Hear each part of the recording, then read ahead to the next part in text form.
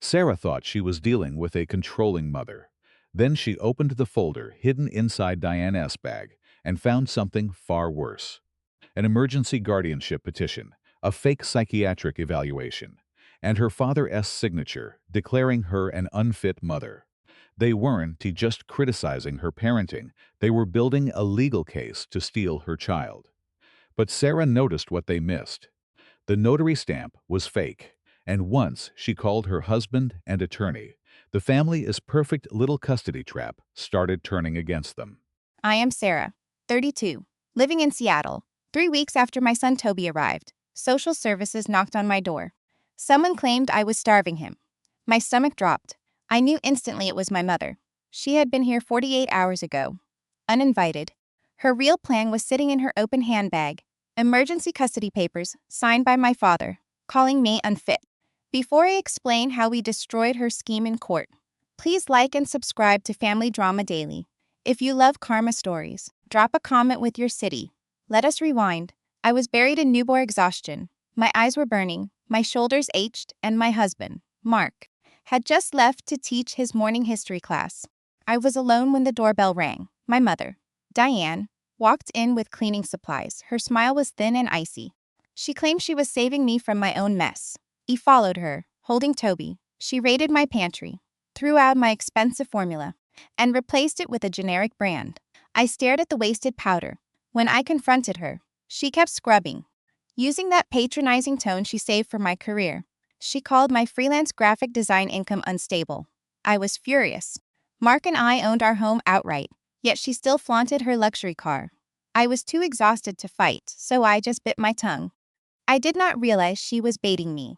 She wanted a meltdown for her case. She told me to rest while she mopped, walking past the dining room. I saw her huge tote bag wide open on the table.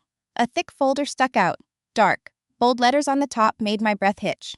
It was one of those surreal moments that turns into a nightmare. The doorbell rang, startling Toby. I patted his back until he settled.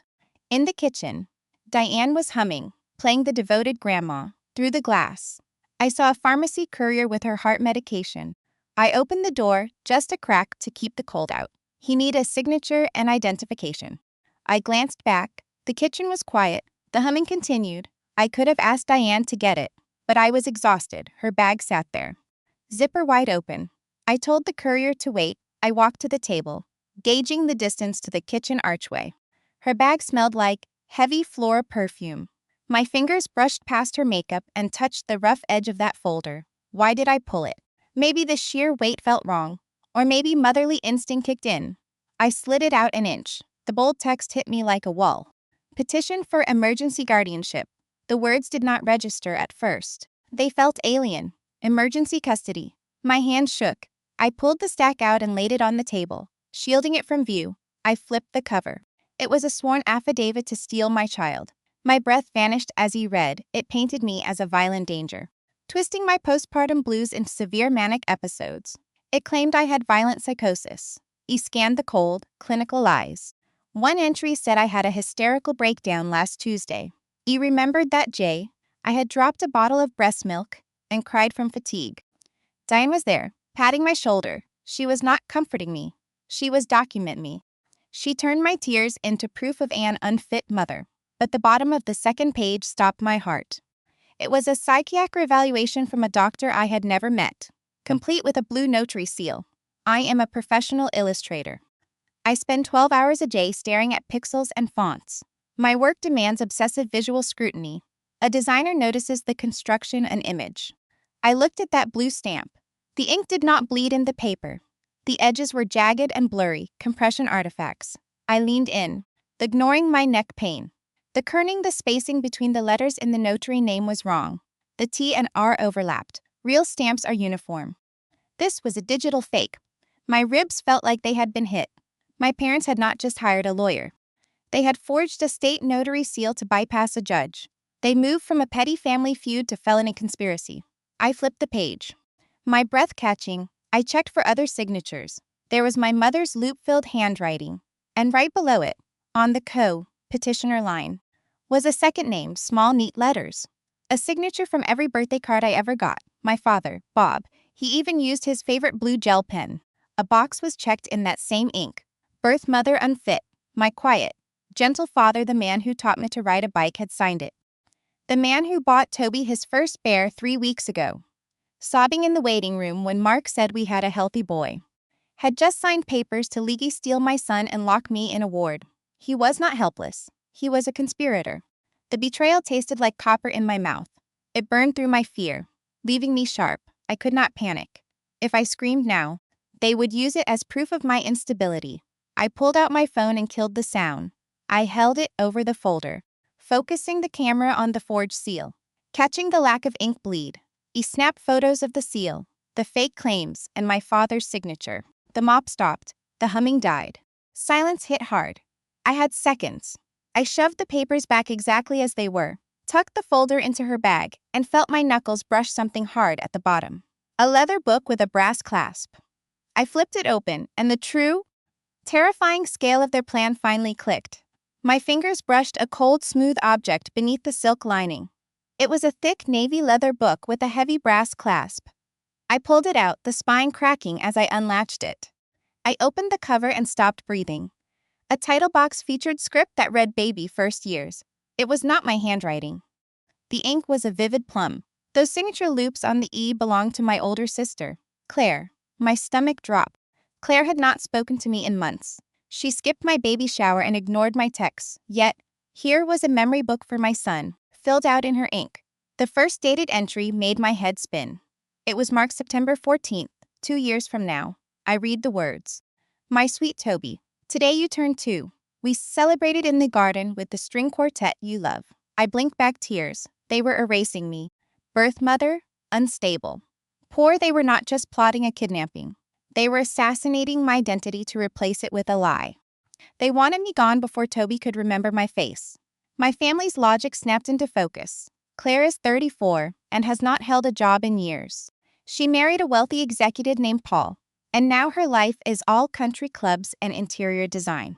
She has built an online following around her infertility struggles, posting tearful videos from her estate about the empty nursery. She treats kids like luxury accessories since she could not conceive. She decided to buy my child. My mother, Diane, was the courier. This made sickening sense. Mom worships money. She has always looked down on my freelance work and treats my husband Mark like a failure because he teaches history instead of practicing corporate law. She calls our home a starter house. To Diane, giving Toby to Claire was not a crime, it was a rescue mission. She thought she was saving my son from a middle-class life. By handing him over, she gets to be the hero, securing a wealthy heir while punishing the daughter who would not fit her materialistic mold. I kept turning the pages. Every entry was pure delusion. Claire wrote about private preschools and ski trips to Aspen, all while pitying me as a tragic, fragile figure. My hands went numb. I looked down at Toby. He was sleeping, his chest rising and falling. He had my nose and Mark's chin. He was a piece of my soul. The idea of Claire pretending she birthed him made me want to scream. They thought I was weak. They thought I would crumble. The mopping stopped. Diane was 20 feet away, humming, pawing the floors of the home she planned to destroy. I carefully closed the journal and tucked it back in the bag. I slid the folder in the side pocket. Matching the zipper exactly where Diane left it, I stepped away from the table. My legs felt like lead. But my mind was a weapon. I needed Mark and Malign, the cutthroat attorney I met 2 years ago. If they filed that petition tomorrow, a judge would sign the order before lunch. Police would rip Toby from my arms. I had 18 hours to build a defense. I adjusted Toby, forced my breathing to slow, and walked toward the stairs, playing the role of the tired, naive mother. I called out to the kitchen, my voice steady. I told Mom I was heading up to rest. Diane's voice drifted back, dripping with fake sweetness. I walked up the stairs, my heart pounding, and ducked into the nursery. I locked the door behind me. That click was the loudest thing I had ever heard. I set Toby in his crib and pulled out my phone to call Mark. My phone buzzed. I stared at the nursery door. The real war had arrived. I needed to call my husband and lawyer. Silently, I pressed my back against the wood. The lock clicked. A sharp metallic snap. My sanctuary.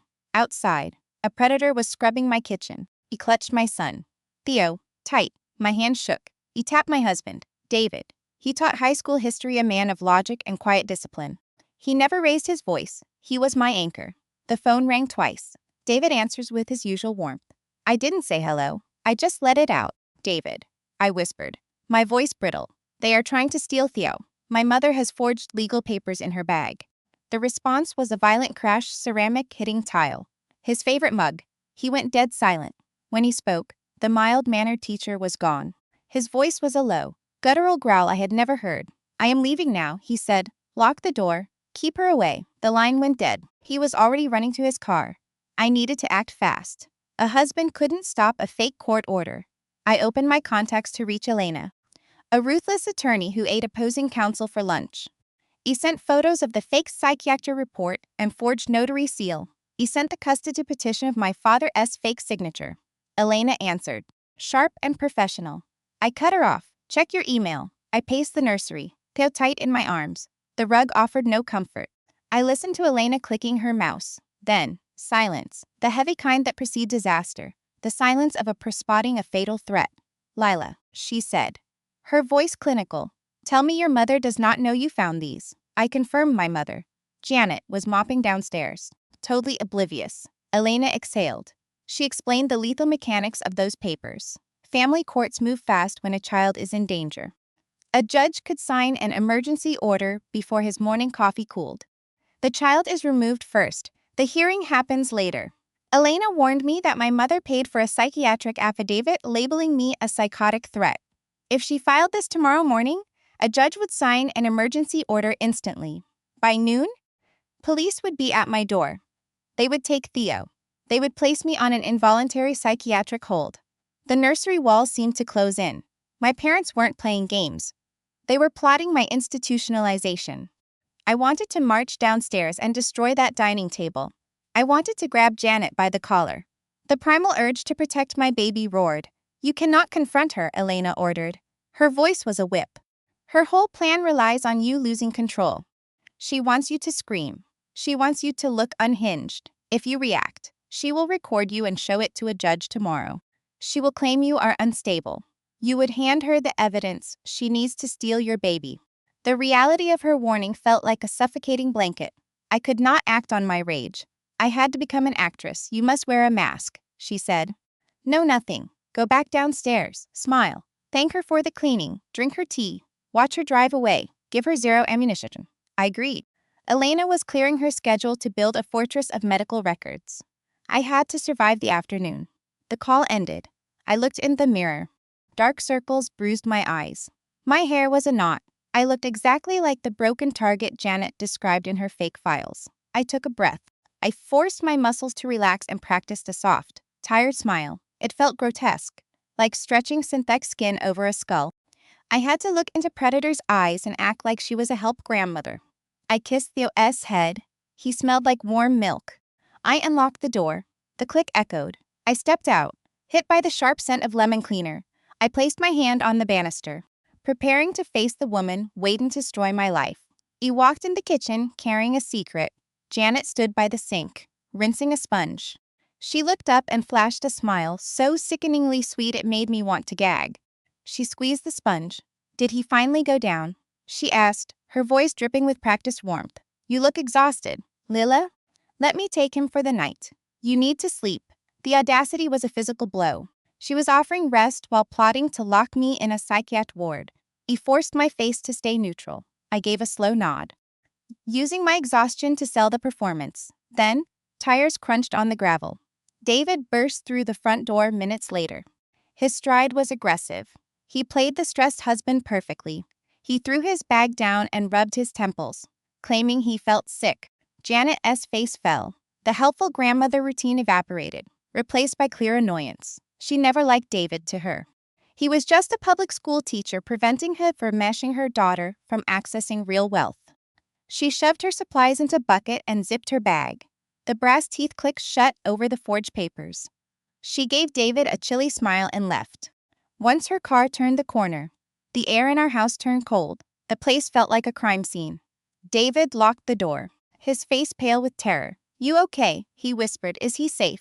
I nodded, clutching Theo, and told David everything. The forged seal, the fake evaluation, And that blue journal of my mother S. David S. hands balled into fists. If she's building a case, I said, my voice shaking. She must be watching me. She needs eyes inside this house. David didn't wait. We started tearing the place apart, moving like ghosts to keep the baby asleep. David checked the kitchen while I scanned the dining room, feeling under the heavy table where her bag had been. Nothing. We moved to the living room as the afternoon light cast long shadows. David approached the fireplace. He shifted a photo, then a cactus. He froze. He was staring at his history books because the sunlight hit them just right, casting a dark shape against the brick. In the middle of that shadow, a tiny red light pulsed. David reached behind a biography and pulled out a small black cube, a hidden camera. My knees gave out. He sat on the sofa, holding Theo, struggling to breathe. I had nursed my son right here. I had sobbed on this rug, thinking I was alone in my own private sanctuary. I had paced this floor at 3 a.m, singing to a fussy baby. Every private struggle of motherhood had been recorded by my own mother. We were trapped in a panopticon built by my own flesh and blood. She turned my home into an observation deck, hunting for one moment of weakness to weaponize in court. David stood there, analyzing the plastic device with a cold, hard stare. He pressed his thumbnail into the side, and a tiny memory card popped out. Let's see what she's been watching, he whispered. He grabbed his laptop and sat at the dining table, the same spot where those fake papers had been just an hour before. He slid the card into the port.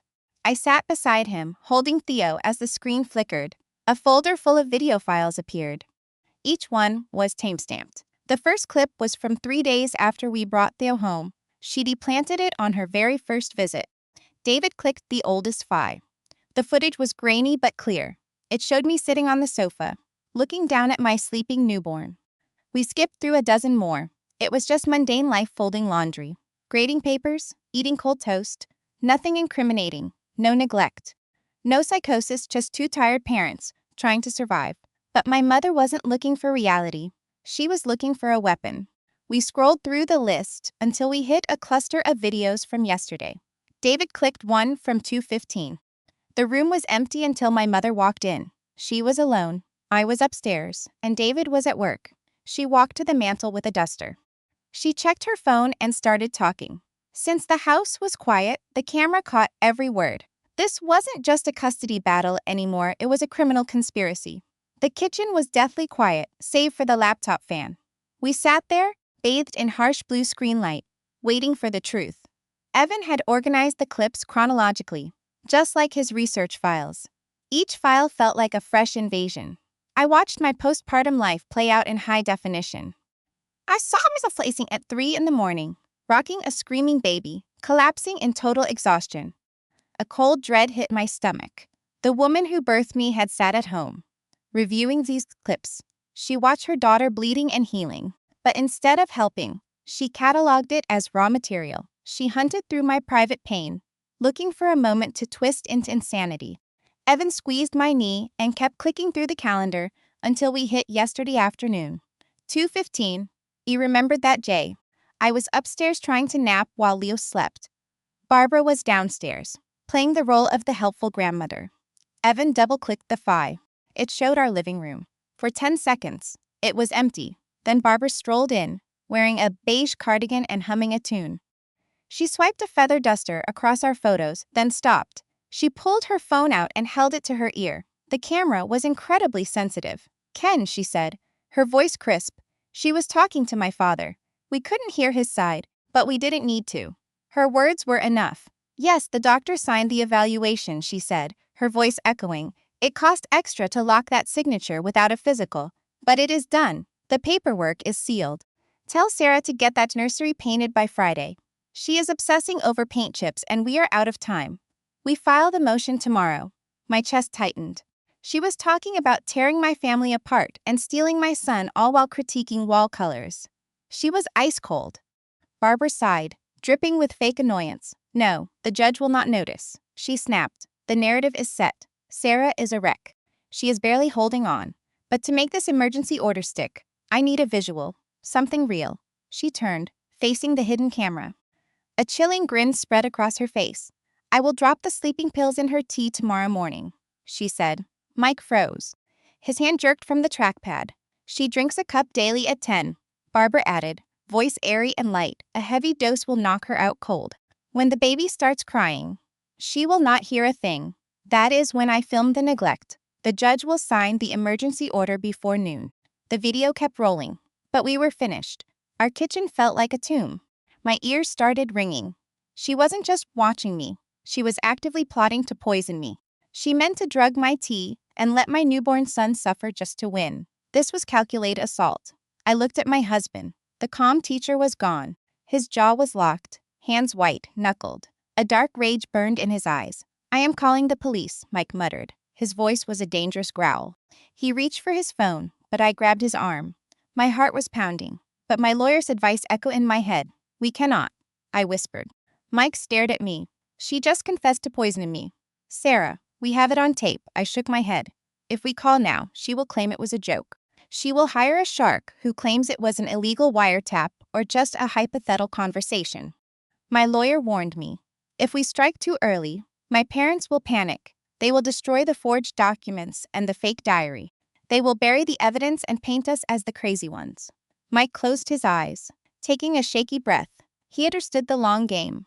We need them to walk into court and lie under oath. He continued. Once she files those lies, we spring the trap. We use this video to destroy them in front of the judge. Mike nodded. His rage shifted into cold, tactical focus. He began duplicating the footage, creating encrypted backups on 3 separate drives. We had the weapon, we had everything needed for a permanent order and a criminal case. But as the adrenaline faded, a new terror set in. Barbara intended to drug me that morning. She only failed because Mike came home sick, ruining her setup. She had packed her bag, clearly fuming. Her plan to film the neglect had failed. But a woman as ruthless as my mother would not quit. She had a deadline. She promised Sarah the baby would be hers by Friday. If the pills failed, she would move to plan B. She needed a paper trail of danger before court opened tomorrow. I checked the microwave clock. 1:45. If she could not stage the evidence herself, she would make the state do it. Right on cue, the doorbell rang. It was not a polite chime. It was a series of sharp, aggressive rings, followed by 3 heavy knocks. Mike and I shared a terrified look. The custody war had started. I stood, preparing to face the authority my mother had weaponized against me. The knocks rattled the floorboards. We just caught her planning to drug me, and now the state was at our door. He handed Liu to my husband, fixed my shirt, and opened the door. A woman stood there in beige coat, holding a heavy clipboard. A silver badge hung around her neck. She said she was a Child Protective Service investigator. Her voice was flat and robotic. She told me they received an anonymous tip on their emergency line 30 minutes ago. The caller claimed I was hoarding weapons, suffering from postpartum psychosis, and starving my 3-week-old son. My mother, stopped by Mike coming home early, had pivoted to her backup plan. If she could not film the neglect herself, she would trick the government into doing it for her. I stepped aside, letting the investigator in. Panic hit me, but I remembered the plan. Any sign of anger or tears would be marked on that clipboard as instability. I had to be the calmest person on earth. I offered a tired, polite smile. I led her to the kitchen and offered coffee. She refused, eyes scanning the room, hunting for the chaos the tip promised. She found only peace. The kitchen smelled of lemon cleaner, ironically, the same brand my mother tried to use to frame me. I showed her the fridge. I opened the doors, revealing shelves full of fresh food, prepped meals, and organized rows of labeled breast milk. She scribbled a note. I led her upstairs to the nursery. The afternoon sun washed the yellow room in a peaceful glow. The felt stars hung motionless over the crib. Then I showed her Leo. He was awake, resting on Mike's shoulder. Leo cooed, a soft, happy sound. He was the picture of a thriving, loved baby. The investigator's professional mask softened. She asked standard questions about our routine. I answered every question with steady precision. No mention of my deadlines or Ted's job. Just the baby checkups and feeding schedule. When we finished, the investigator went to leave, but Ted wouldn't let it slide. He cleared his throat. He asked if she dealt with retaliatory calls from angry relatives often. She froze, pen hovering. Her face tightened into forced calm. She muttered that false reports were hard to prove. Mark stayed quiet, angling his laptop toward her. We weren't showing the hidden camera footage yet we needed that for the judge. Instead, Mark pulled up the high-res photos I took of the fake custody filing. He zoomed in on the fake seal, picking apart the pixel clones and the wrong font. He pointed to my father's signature on the document calling me unfit. Then he clicked to photos of my sister's journal, with entries dated 2 years ahead describing my fake breakdown. Mark explained the motive. He detailed my sister's wealth, her infertility, and my mother's obsession with status. The investigator's posture slumped, her professional mask cracked, revealing deep, genuine exhaustion. She let out a long, ragged sigh, the sound of someone realizing they were a pawn in a family war. They use us as weapons, she whispered. Losing her official tone, people use this agency to settle grudges, and it steals help from children in real danger. She promised to close the file as malicious and unsubstantiated. Your son is safe here, she said, standing up. I walked her out and deadbolted the door. We survived the inspection, but the violation left me feeling hollow. My mother sent the government to tear my life apart. The adrenaline faded. My knees shook. Mark pulled me into his arms. But the silence in the house felt heavy. We survived the day. But this war was costing me everything. The sun sank, turning the sky a bruised purple. I went to close the curtains.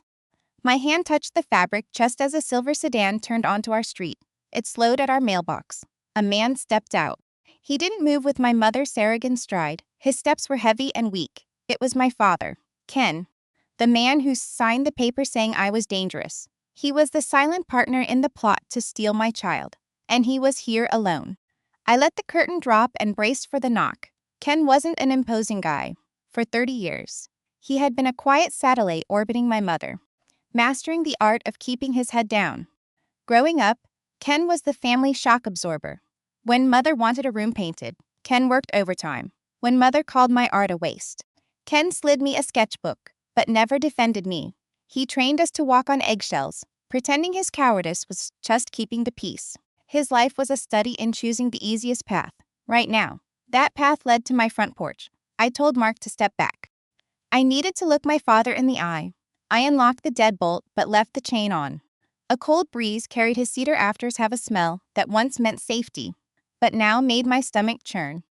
Leela, he began, his voice low. Your mother is just worried about you, sweetheart. We both are. You look worn out. I said nothing. Keeping my face blank, he rubbed his neck, clearly unnerved. We just want what is best for the baby, he went on, talking faster. Things are a little unstable. Your freelance work is shaky. Mark is just a teacher. Olivia has the space and the resources. Marcus makes a great living. Maybe letting Olivia take the baby for a few months is the right move. She can afford the best care. It would be stable. I stared at him. He was trying to frame a kidnapping as a nice, helpful favor. He came here to convince his own daughter to give up her child. I let him finish his script. When he finally stopped, I locked eyes with him. You signed the affidavit, Dad, I said. My voice was cold. All the color drained from his face. He blinked, terrified. He didn't know I had seen the papers in her purse. I do not know what you mean, he stammered, taking a clumsy step back. I just came to talk. I haven't signed anything. Don't lie to me, I whispered. I saw the petition. I saw the fake psych report, and I saw your signature. You used your favorite blue pen, the same one you used to brand me an unfit mother. Dad seemed to shrink. Lela, please. He begged. He claimed it was just a safety measure in case I had a breakdown.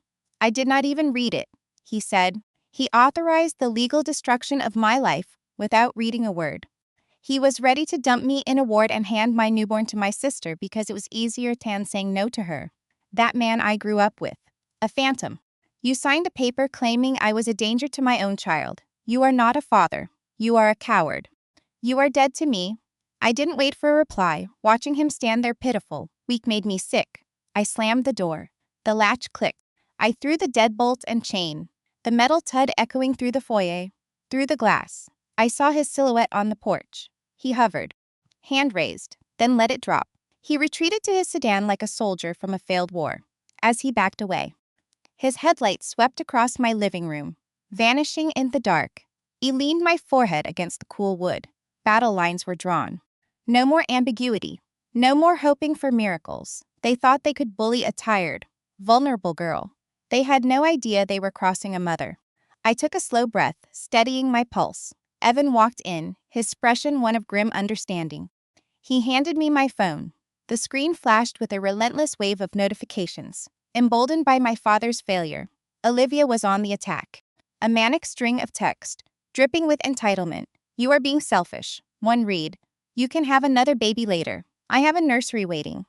Another hit a second later. Leo deserves a life without your stress. Mom says you are falling apart. Just do the right thing and let us take over. Her delusion was staggering.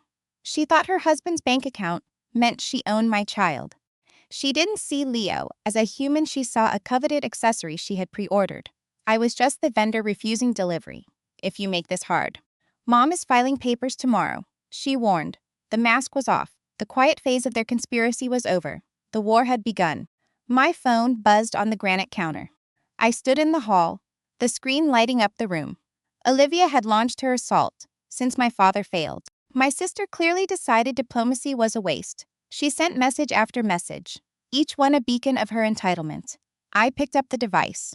Walls of text filled the screen. You are being selfish? Ela. The first block read, you can have another baby when you are secure.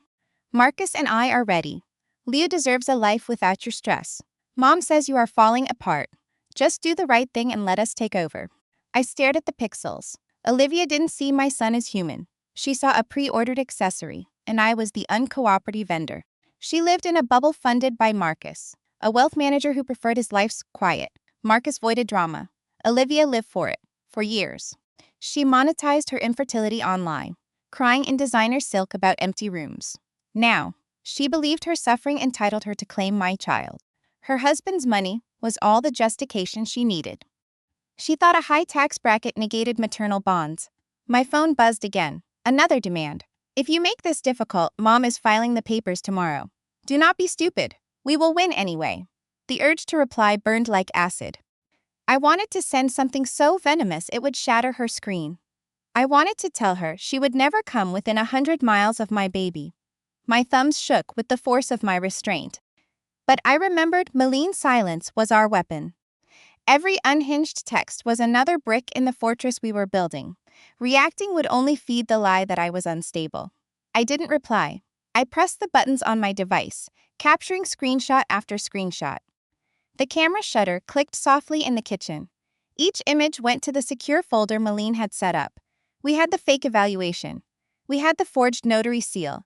We had the recording of Barbara plotting a scheme. We were building an undeniable case for a permanent restraining order. But as I stood there, looking toward the room where my baby slept, a cold truth settled in. A court order wasn't enough. A piece of paper might keep them off my land, but it wouldn't satisfy the primal rage in my chest. Barbara and Olivia survived on reputation. They needed to face total public ruin. I walked into the dining room. Evan sat hunched over his laptop.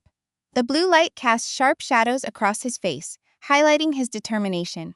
My husband teaches history. He knows that wars aren't just won on physical battlefields. They are won by controlling information and exposing the truth. Evan wasn't just saving the camera video for a judge. He was weaponizing the data.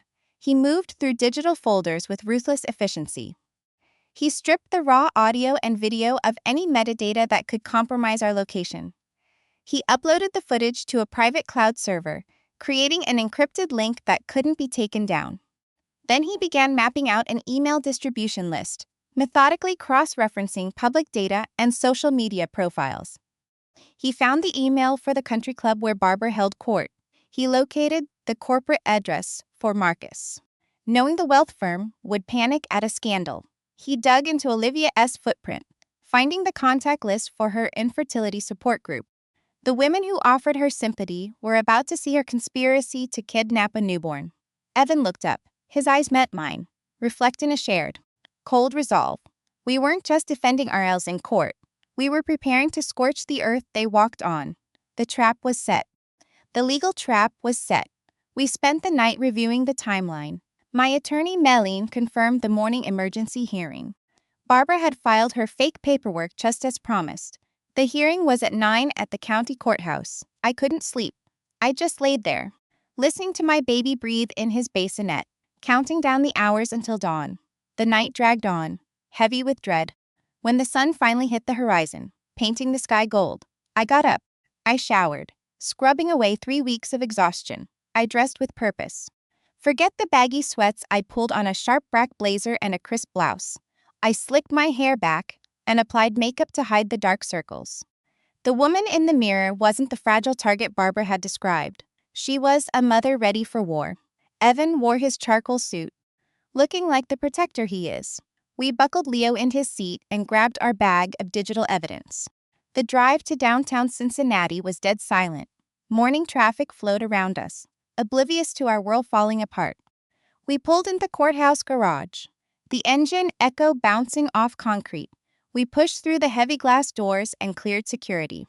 The place smelled like cheap coffee and floor wax. We found our courtroom through the maze of halls.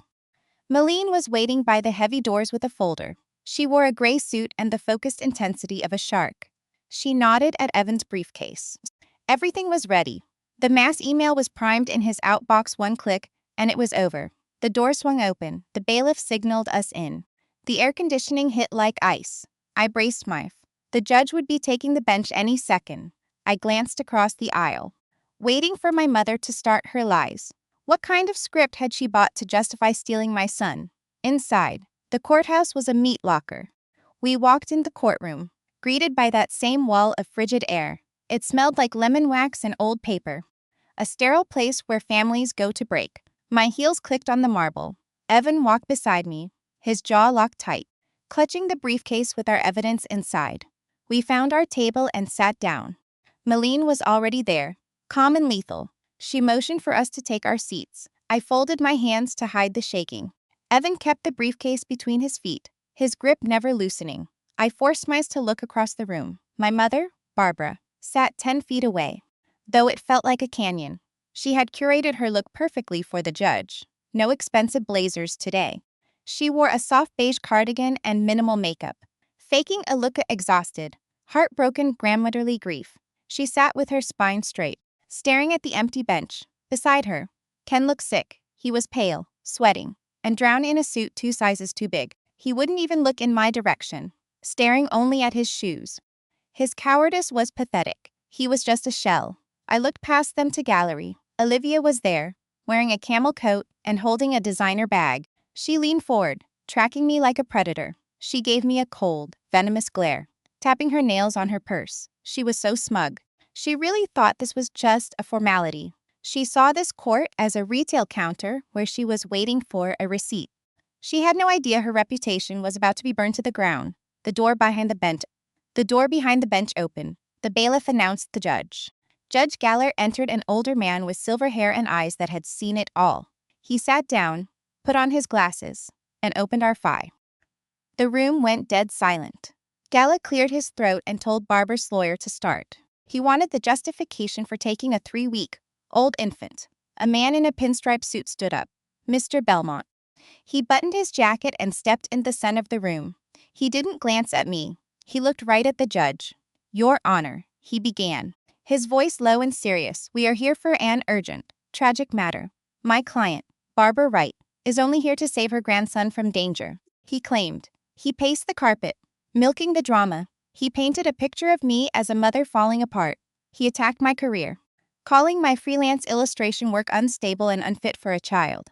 He even took shots at Evan's teaching salary, trying to make our middle-class life seem stressful. But his whole argument was built on Barbara's lies. He pointed at the folder. The court knows about postpartum psychosis, he said, dripping with fake pity. A thief stealing a mother's mind. My client saw this decline these past 3 weeks. She claims I had breakdowns and ignored my baby. He squeezed Evan's hand until my knuckle ached. I wanted to scream, but Malene warned me. Any outburst would prove his case. I stayed frozen. Belmont held a paper to the light, showing blue ink. We aren't just relying on a grandmother's fear, he declared. We have a sworn psychiatric evaluation. A psychologist confirmed the mother posed an immediate threat. Belmont slapped a fake document down. He gestured to my sister. We asked for emergency guardianship for the maternal aunt, Olivia, he announced. She has the wealth and home needed to protect this baby while the mother gets help. We must sign this order before tragedy strikes. The silence was suffocating. Judge Galler studied the file. He knew the weight of this. An ex parte order would take a nursing fit from his mother without a hearing. The judge locked eyes with Evan. He studied my posture and my tired eyes. Then he turned to my lawyer. "Counselor," the judge said, his voice cutting like a blade. "These are grave allegations. A medical report declaring your client a danger is serious." He peered down from the bench. "Does your client have a response?" I felt the room shift. The trap was set. My mother had walked into court with fake papers and committed perjury to facilitate a kidnapping. Malene stood up. She radiated the lethal confidence of someone holding a winning hand. "Your Honor," Malene said, holding his gaze, "we have proof of a felony." Malene stepped from behind the table. She held only a sleek portfolio. Her heels clicked against the marble. She walked to the partition and handed a manila envelope to the bailiff. Everyone held their breath. The bailiff passed the envelope to Judge Gallagher. The judge opened the clasp and pulled out 3 high-definition photos. One was the fake report. The second zoomed in on the notary seal. The third showed obvious digital pixels. Malene cleared her throat, her voice ringing with the authority of a predator. "Your Honor," she began, her posture rigid. Opposing counsel presented a report to take a nursing fit. "My client is a pro-digital artist. She spends all day working with high-resolution images. When she saw the paperwork in the petitioner's purse, she spotted digital artifacts around that blue stamp." The judge leaned in to examine the photos. He traced the magnified image as Malene paced. She pointed out that the letters were misaligned. "The ink did not bleed in the paper. It is a digital clone, Your Honor. A fake image passed it on before printing. We checked the notary. She retired 5 years ago. This is a forgery." Belmont froze. His empathy evaporated. He said nothing. He snapped his head toward my mother. His face drained of color as he realized his firm fed falsified evidence to a judge. She sat paralyzed. Her beige cardigan looked like a straitjacket. Next to her, my father hung his head. Belmont tried to scramble, muttering about clerical errors. He raised his hands, trying to create doubt. Malene shut him down. She pulled out a plastic bag with a small black cube Evan found behind our books. "Furthermore, Your Honor," Malene said, "we have proof of illegal surveillance. This camera was found yesterday, right where I nurse my son." The judge stared at the cube. The room turned freezing. The judge's stoic mask cracked, replaced by rage. Judges hate perjury, but they despise privacy violations. His eyes narrowed. He looked past my mother to her lawyer. "Did your client place recording devices in the home?" the judge asked. Belmont stepped away from her, sensing the blast. "Your Honor, I have no knowledge of this. I need a moment to consult my client." He whispered frantically to her, trying to keep her seated. He knew the danger of an open microphone, but she believed her wealth granted her immunity. Shoving her chair back, she stood up. The screech sliced through the tension. "I was gathering proof for the court," she announced, dripping with arrogance. She pointed at my chest. "She is a danger to my grandson." I did what any grandmother would do. Belmont pinched his nose, letting out a breath. The case was dead. The silence was suffocating. Olivia sat frozen. Her smug expression melted into shock. She finally realized the bill was due. My father stared at his shoes beside me. Evan sat still, projecting cold strength. The trap was working. Judge Gallagher removed his glasses. He folded his glasses and set them on the thigh. He leaned forward, fingers locked. He glared at my mother with eye fury. The room went silent. The judge spoke, every word hitting like a hammer. "You are admitting you broke the law to spy inside a home." She stood tall. "I had to protect the child." "Your Honor." The judge turned to my attorney. "Counselor." He snapped. "Do you have the footage from this device?" Malene nodded. A tiny smirk played on her lips as she pulled out the drive Evan prepared. "Yes, Your Honor. We have the files. We also have audio proving her motives for this filing. The clip is ready." The judge pointed at the bailiff. "Plug it into the monitor. Let's see what kind of proof she gathered." The officer hooked the drive to the console. A massive screen flickered to life. The court reporter stopped typing. Beside me, Evan didn't look up. He opened his laptop, pulled up a pre-drafted email, and checked the list. Hundreds of contacts from our family's circle sat in the blind copy field.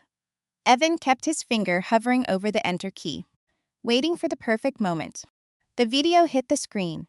My living room appeared. Then, my mother walked in frame with a duster, playing the doting grandmother. In the back, Olivia leaned forward, confused. She had no idea her mother had been filming in secret, planning to spring this fake evidence. As the plot unfolded, my mother pulled out her phone. The audio was clear, echoing off the wood. My father slumped, hearing his name.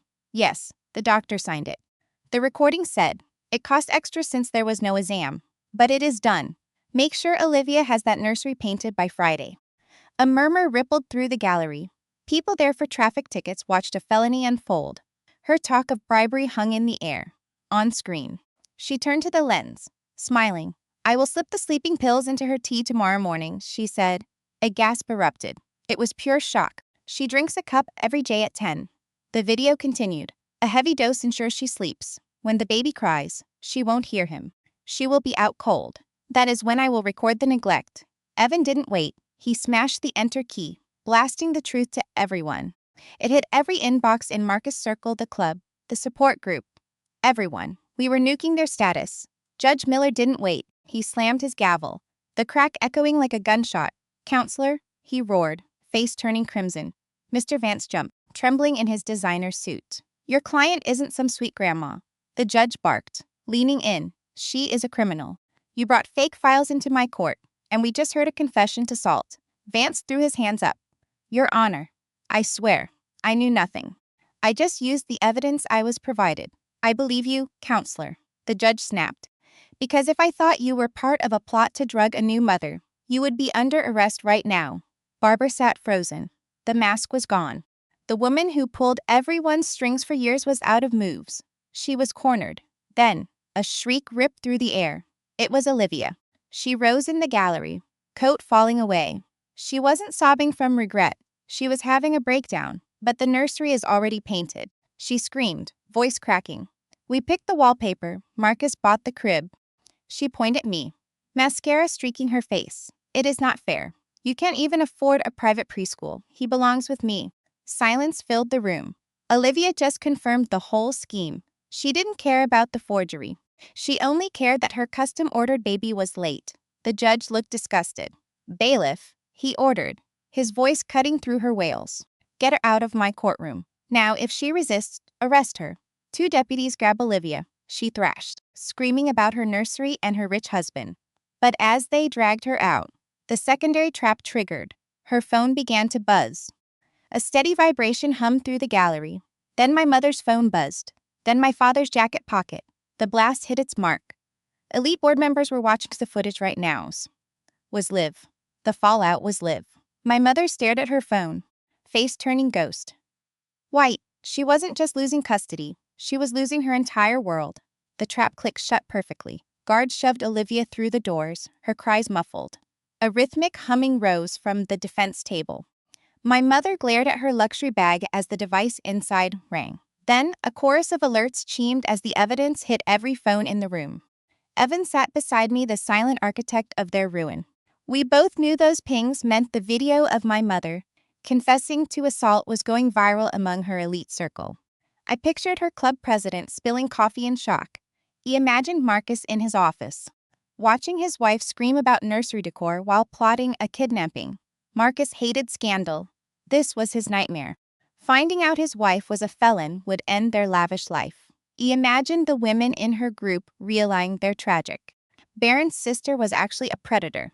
My family watched their status evaporate. Judge Miller ignored the phones, locking his gaze on the panicked lawyer. Mr. Vance looked ready to melt in the floor. The judge steepled his fingers, casting a shadow over the room. "This court has seen dark things," Miller began, voice cold as ice. "But the sheer audacity here is the worst abuse I've ever seen. You weaponized the law to steal a child. You forged records. You plotted to drug a mother."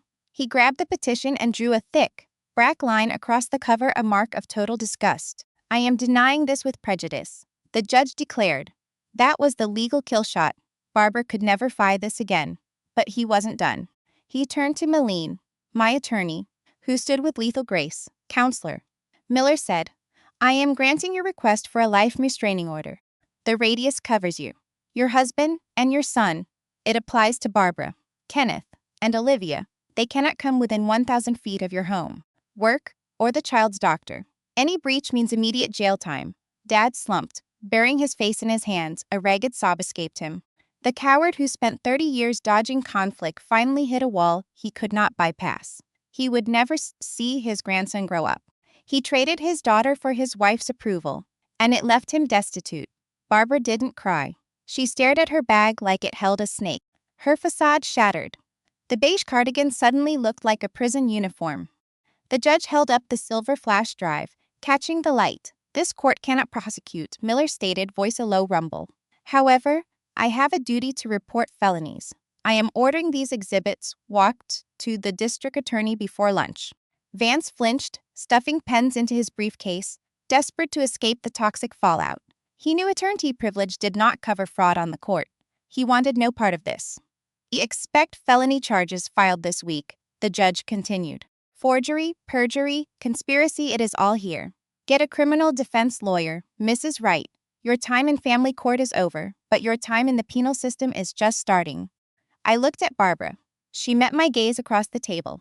For the first time in decades, she didn't look at me with pity. She looked at me with raw, wide-eyed fear. She built her plan on a fatal error. She thought I was weak. She saw my freelance work and my exhaustion and assumed I was a target. She never understood that a mother protecting her child possesses a strength that defies logic. She hunted a rabbit and found a wolf. I held her gaze with finality. I felt no remorse. Evan placed a steady hand on my back to guide me away. We didn't look back as we pushed through the doors. We had won. We secured our family, but a new reality loomed. The gavel fell. But the consequences of our digital strike were just manifesting. What happens when a toxic empire collapses overnight? That was 2 years ago. The doors of courtroom 4 sealed the fate of those who tried to ruin me. The system usually moves at a crawl. But when greased by irrefutable digital evidence, it spins with relentless speed. The district attorney got the files that same day. By Friday, my mother was indicted. Her high-priced lawyer saw the evidence and told her to fold, facing recordings of her plotting a chemical attack. Brenda pleaded guilty to conspiracy and fraud. She did 6 months in a state lockup. The woman who obsessed over zip codes spent half a year on a thin mattress, eating off a metal tray. Today, Brenda is on strict probation. Her passport is gone and her life is monitored. She attends weekly check-ins, enduring the exact bureaucratic humiliation she once looked down on. The elite circle she prized exiled her the second Mark sent that email. The country club cut her membership. The wealthy friends who once attended her dinner parties now cross the street to avoid her. She is a ghost, haunting the ruins of the image she spent decades building. My father, Frank, avoided prison by cooperating. The retirements he built for 30 years vanished into legal fees. His firm pushed him into early retirement. Corporate wanted no ties to a high-profile forgery investigation. Frank now lives in a cramped apartment. The walls are thin, and he spends his days staring at a screen. He traded his only daughter and grandson to appease a tyrant. Now the tyrant is a felon, and he is entirely alone. But the most poetic downfall was my sister. The digital shockwave hit her curated world with lethal precision. David, her banker husband, opened that link. David spent his life mitigating risk. When he watched the video of his wife plotting a kidnapping, his reaction was cold. No comfort, just lawyers. David filed for divorce and froze their accounts before the weekend was over. He locked her out of their mansion and killed her platinum credit cards. Sarah tried to pivot, seeking refuge in an online mom group. She hoped to play the victim, but 50 women in her circle had received the same video. They watched her demand my child like a package delivery. Her support group turned into a relentless digital court. They exposed her, posting screenshots of her toxic texts. Her online empire crumbled, turning her from a tragic heroine into a universal pariah. Cut off from David and with her parents in debt, Sarah faced a reality she had avoided for 34 years. She had to work. The golden child was forced to find a job with no skills and a viral scandal to her name. Today, my sister works a shift at a big box store. She wears a stiff uniform and a cheap name tag. She clocks 8 hours under bright fluorescent lights, folding shirts in a kid's clothing store. The cruel irony? She helps new moms all day, living the life she once looked down on. She heads home to a cramped apartment, feet aching and ego bruised, counting pennies for groceries. My family built a mountain of lies to steal my son and ruin me. They want to paint me as unstable. Instead, They just nuked their own future. Their arrogance burned their kingdom down. Now they isolated, trapped by their own bitterness. They have zero power. They don't know where I live. They don't have my number. That restraining order is an iron wall keeping their rot away from my baby. The dust settled, leaving their wreckage behind in Denver as a monument to greed. While they sit in the mess they created, my husband and I found a brand new life. The legal fight finally ended. We walked away from the blast zone with the only thing that mattered. We sold the house and left the city of dark memories. With the villains defeated, a new question hit us. What does peace look like for a family that barely survived the first month of parenthood? Where do I, Julian, and little Toby go now that the war is over? We didn't stay in Phoenix to watch my parents' social life crumble. We sold our place in a month, packed everything into moving truck, and drove north, putting hundreds of miles between us and those toxic people. We bought a quiet spot in rural Idaho. Our new home sits at the end of a long gravel lane, hidden by massive pines. Those trees are a natural fortress, a green wall keeping our sanctuary safe. No surprise guests here. No neighbors peering through the glass. The air smells like wet cedar and earth. It is a world away from the harsh cleaners my mother used to cover her tracks. Healing is not magic. It is just slow, steady work. For weeks, I woke up at night with my heart racing, waiting for a knock. I would check the mantle for hidden cameras. Trauma has an echo. But every day, the sound gets quieter. The quiet woods wrapped around us, giving us real peace. Without my mother's constant judgment, my freelance graphic design business took off. It didn't just survive, it exploded. I signed deals with major publishers, creating art from a sunlit studio Julian built for me, overlooking the yard. I proved every word of that fake psychiatric report was a lie. I am not unstable. I am a mother who used the same sharp intuition that caught a forged document to save my child. Julian found his own path, too. He took a teaching job at a nearby school. He traded that high, stress city grind for a classroom where he can simply teach history. He is done playing soldier in an endless shadow war. Now he comes home with chalk on his shirt and a genuine, easy smile. He was our anchor during the worst of it. Seeing him thrive here is a blessing. I am on the porch, feet pressed into warm wood.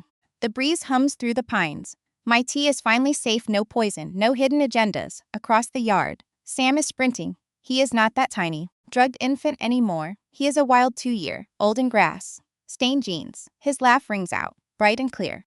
He is chasing our new golden retriever, Buster. The dog barks, slowing down just enough so Sam can't attack him, burying his face in that soft fur. It is pure, messy joy. My son has no idea about the court dates or the forged papers. He doesn't know the names of the people who tried to steal him. He will grow up under open skies. Love for who he is, not as some pawn in a game. That twisted story my sister wrote in her journal. It never happened. We replaced her lies with our reality. The door slides open. Marcus steps out, placing his hands firmly on my shoulders.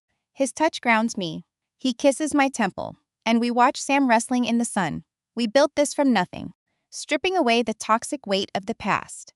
If you are stuck with people who demand you bow down to earn their love, listen. The idea that you owe your family endless forgiveness is just a lie. It is a myth designed to keep victims silent and everyone else comfortable.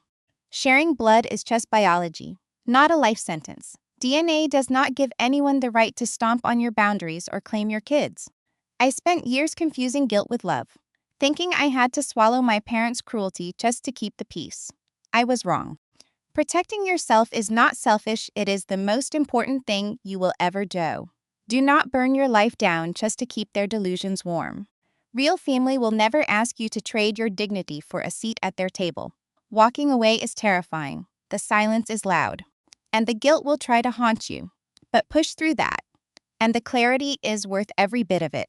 You will find that your chosen family, your true partners, are stronger than any bloodline. Sometimes, you just have to stop trying to negotiate with monsters. You have to step back, let them trip their own wires, and just watch. You do not need to light the match. Just refuse to be the fuel. You are enough. Your safety is not a request, it is a requirement. So, I have to ask you one final thing.